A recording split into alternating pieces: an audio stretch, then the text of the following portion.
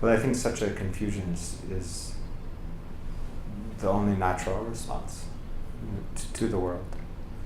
The alternative would be to just fall in with everyone else's plans.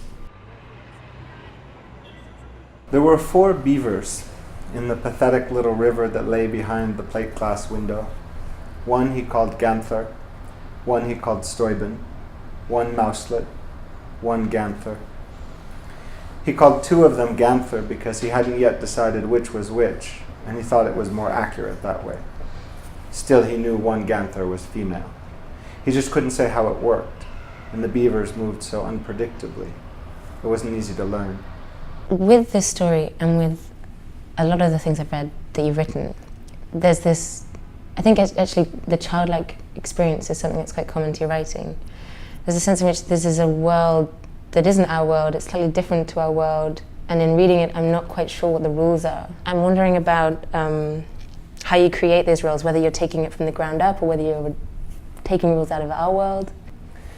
I guess I begin with a sensation or an impression of the real, and then I try to, as simply as possible, just explain it in the clearest way. Mm-hmm. And it ends up not being clear because all speech is just fraught, and even to say the simplest thing to someone else is impossible. What part does writing play in your life in terms of the kind of jigsaw?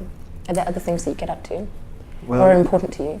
I write pretty rarely, almost never.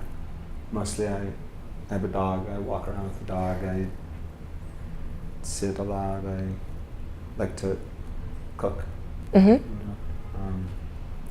I have friends that I meet. I like to play games like chess and go, but mostly, and read of course, But I would say mostly walking, just walking around and wandering the city. What's the dog called? Goose. Goose.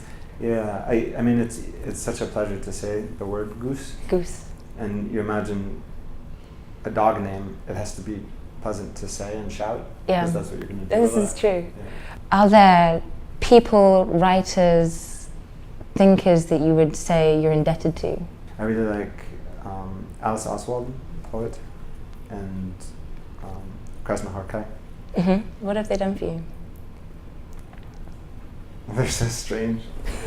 It's so pleasant to see the way in which they've managed to continue to be who they are, despite the massive leverage and pressure to reduce them into nothing.